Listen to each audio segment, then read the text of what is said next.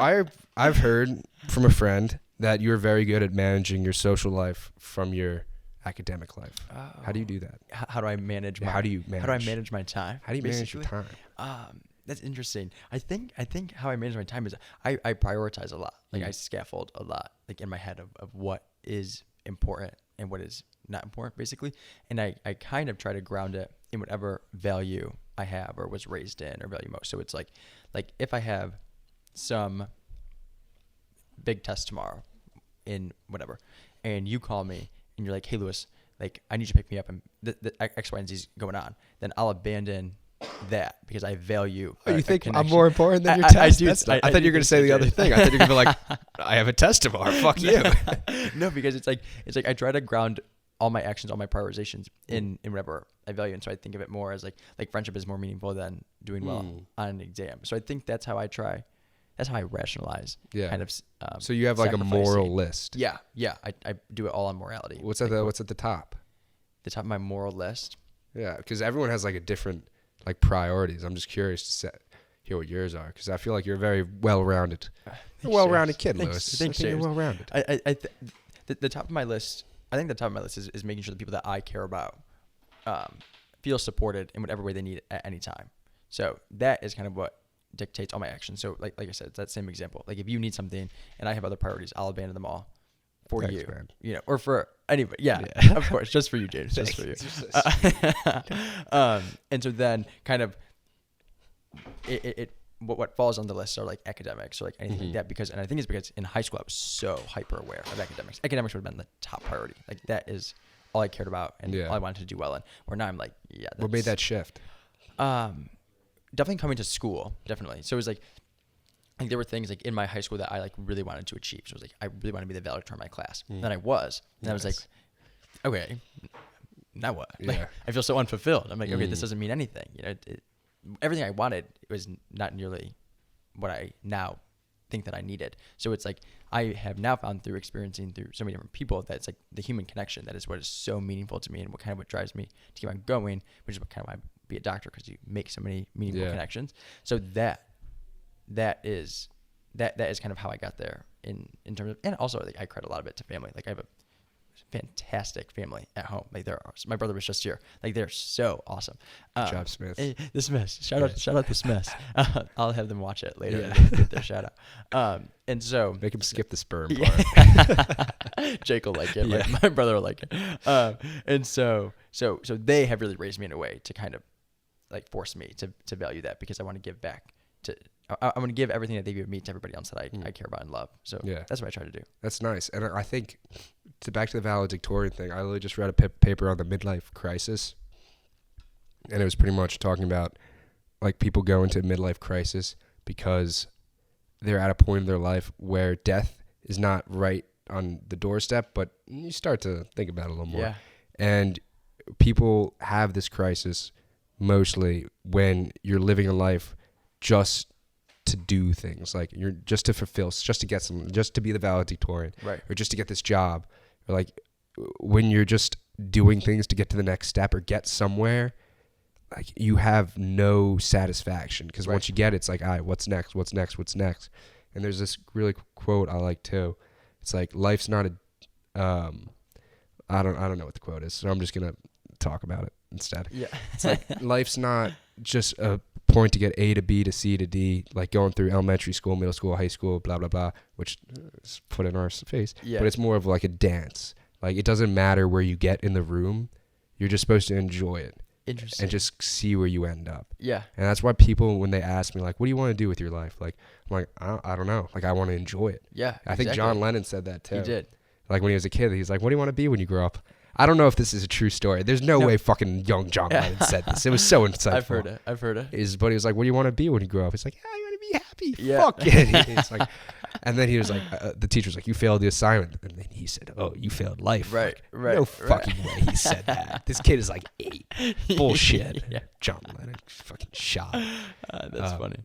Yeah, but I think you're so right on to see that it is like all in the relationships. Yeah. And that's what the Russian was saying too, in that whole talk about vibrations. Like it's all about this connection between each other. Yeah. I mean, that's what's meaningful. That's what makes somebody trust you. That's what makes somebody like have any sort of stock in what you're saying, you know, just because is they have it. And one thing that I also try to do is, Dean Conkle in Hendrix Chef. Absolute beast. Oh my God, what a legend. He's Yeah. a great guy.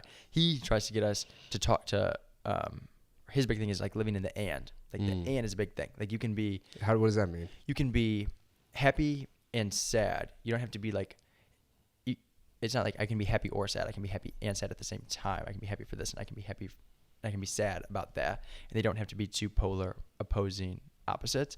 And it's like we constantly live a life where it's like, okay, like I'll be happy once this podcast is over, because I don't have to think about it. And then I'll be happy once I pass the exam. That was a weird example. Scratch that one. I'll be happy once this is over. Let me start over. Yeah. It's like I'm happy. I'll be happy once the exam's over. I'll be Yeah. happy like once it's over. But it's like you can be happy now, and you can be happy once it's over. You don't have to keep waiting until the next thing because the next thing's always going to keep coming. Because once you're going to get it, you're going to get it. I think it's called the hydraulic treadmill or something. Because when you get it, Yeah. you just want the next, Yeah. the next. And Yeah. it's constant. But that's what like the media teaches us. It's like you buy this, then you'll be happy. Right. Then you'll be pretty. Right. Then Right. you'll have rhino pills to make your wee bigger. Like it's always then. It's always looking for the then. It's not just like you're good now. Right. Like live in the present. Right. Live in the and, Live in the and. I like that. Live on the continuum, It's like he also shared that, we'll never feel happiness. Happiness is such a weird thing to strive for because it's nearly impossible. He's like, you should strive for fulfillment. Like you should strive to be fulfilled in whatever meaning that you have, in whatever way that is for you, because happiness is some sort of societal norm that nobody will ever have because we're not always supposed to be happy, Facts. And that's what social media projects. Yeah. That you are supposed to always be happy. Yeah. And that's what I think fucked up kids so bad. And Facebook knew. Oh yeah. And they knew. Oh yeah. And that's why they're getting shit for it now. Yeah, as they should be. But I mean, Facebook's done more fucked up shit than. Dude, they do a lot of fucked up shit. And they're leading the virtual reality thing. They call it, I don't even know, they're still looking for the name for it. But it's fucked. They're going to be leading what we're going into. They're really making a new world. But I don't want to go into it. It's just so fucked. But there's my teacher, my art teacher, my freshman year of high school, wrote on the wall, literally on the wall in Sharpie, "Be here now." And we're all like, what the fuck's that mean? Yeah. Like, we are here. And then it didn't hit me till years later where, like, I actually figured out what that meant. Like, Ram Dass, who's, like, this big thinker. I guess that's the only way to describe him. It was like, "Be here now." Yeah. And I heard it in like the Midnight Gospel show. I'm like, holy fuck, like I get it. It's Yeah. like we're supposed to be present. Like I'm not here. Like when I have these anxieties or fears of the future, or fears of the past of what I've done, like that's not being here. Right. Like that's worrying about, like my mind is not in the present. I'm focused on everything that's not real. Yeah. Because the only thing that's real for us right now is the now. Yeah, is It's this now. moment, James? You and me, right here. It's you and me. I don't know why I'm such a weird mood today, but you and me, Lewis. Yeah, a silly, goofy mood today. Yeah, I'm in a goofy mood. I haven't done one of these in 2 weeks. Yeah, so there I'm you in a go. goofy There you mood. go. There you go. Yeah, but that's the whole thing. Like we got to live in the present because like our anxieties are just weights we put on ourselves. It's hard. That's hard though. Oh, I know. It's hard. But it's also hard because like we are our anxieties. Like we are mistake. Like we are our mistakes. I think like all the past things that we've done in the past that we've kind of fucked up on and succeeded with, we manifest into everything that we're doing now. So it's like you can't really let go of all of it because you still are. I think I like to look at my mistakes and my failures as lessons. Okay. You know, like I think when I fuck up or do something wrong, like when the cameras die, I fucked up. Instead of being stressed about it and say, fuck, I should have done this, I should have done that. It's like, okay, what can I learn from this so this doesn't happen again the next time? Yeah. I could charge my cameras before. Right. That will solve this. Yeah. So this won't happen again. It's like, well, like I made a fool out of, like, it's just everything we can learn from lessons. Because I think if you win your entire life, you're not going to learn shit. Right. Like it's in those losses where you actually start to grow. Like I always left the metaphor, you need the rain for a tree to grow. Yeah.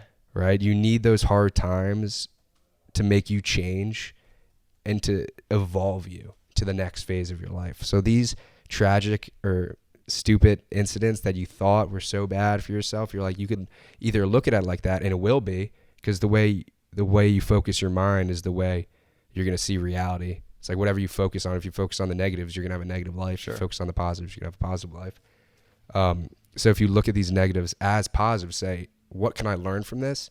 Like, you can learn to grow so much more. And then instead of being scared of the future, being like, fuck, I'm gonna fuck up. It's like, just do right now. Like, the future's so far away. I love. There's this like study they did. They took Buddhists and they took normal people. And they're like, all right, we're going to... Normal people. Non-Buddhists. Yeah, not Buddhists. Normal people. And they're like, we're going to shock you or we're going to do something to harm you. Yeah. And like the normal people were like freaking out. Like they're freaking out. Like you could see like their brain waves like bugging out. Yeah. I don't know how they measured it. Yeah. Bugging out. And then they get shocked and like it hurts and it goes up a little bit and then it goes back down. But the Buddhists were down the entire time because they weren't freaking out about it. Right. And then it went up for a little bit and then it went back down. Fascinating. Because it's like they're not worried about the future. They're worried about right now because the future is not hurting them. The people are freaking out about something that they can't control. Yeah. And making it worse for themselves right now. So they have more time suffering for the same amount of added suffering, of the actual moment of suffering. Yeah. Like I forgot who says it, but it's always like, are you being hurt right now? Like by this thing you're freaked out. Like, is it hurting you right now? Yeah, and the answer is always no. Right. It's never hurting you right now. Right. So it's like, why get held up in that shit? It's like, just go with it. Like, take a breath. Yeah. But it's hard for a lot of people to do. It takes practice. Oh yeah, I worry all the time. Yeah. I worry about everything Yeah. all the time. It's like, hard. like before the podcast, I'm worrying. Like, oh, what if I don't have anything to talk about? Like, everything just kind of creeps in. It's like, okay, you think about like, okay, but this is not a problem now. You have no idea what's gonna happen. But then it still fucks with you. Yeah, yeah. But I think that's a good way to do like work with that kind of stuff because I do the same shit too, and I always have to catch myself. You have to notice it, and you say, "Oh, I'm doing that," and then usually your mind goes back to normal, and then it usually goes back to worrying. Yeah. And as long as you could catch yourself, you go, "Oh," but you don't be a dick about it. You're not like, "Oh, fuck you, you're worrying." Like you don't beat yourself down. You're just like, "Oh, this is what's happening." Yeah. And then you just go on your day, and it's going to keep happening. But over time, as you keep catching yourself, you'll start doing it less and less. Oh, interesting. And you've seen that? Well, like it's like that's a meditation thing. I think it's on I don't know where I saw it, but it was some form of meditation that like I work on myself because I'm very anxious. So it's like when I see myself like freaking out about something, I'm like, oh, you're bugging. Yeah. Like, take a breath. Yeah. And then I usually go back on. And then I probably will start bugging again. And then I'll notice it. And I'll stop myself and say, hey, buddy. And then I'll go back. And I've honestly seen a huge progression in the past year. Wow. But it takes time. Yeah. It's like you got to cut the fucking grass. If you don't, like when you let it's something you got to continuously take care of. Right. It's not something like that's an instant fix. Right. And it will be fixed forever. Right. Like you have to work on it forever. And I wonder how the Buddhists kind of just maintain. Yeah. And just maybe meditate. I don't know. I think that's honestly what it is. Is that the key to life right now? I do think it is. But I used to do it and I just can't cut out the time. I can cut out the time, but I'm not cutting out the time. You're not prioritizing the time. I'm not prioritizing the time. Why not? I don't know. It's because it's a lot of work and I just don't want to.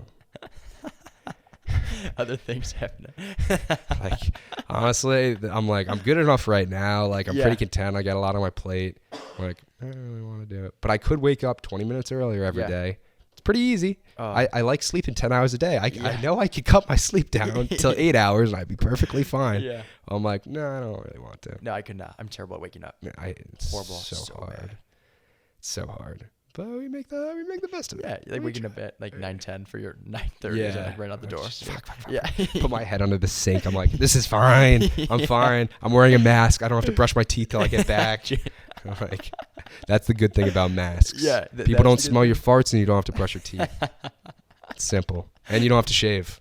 Shaving is the big one. The big one. I think you still have to brush your teeth. You don't brush your teeth for your breath. You brush your teeth for clean teeth. Yeah, okay, bud. I still do it. Just I brush my teeth. I brush my teeth. But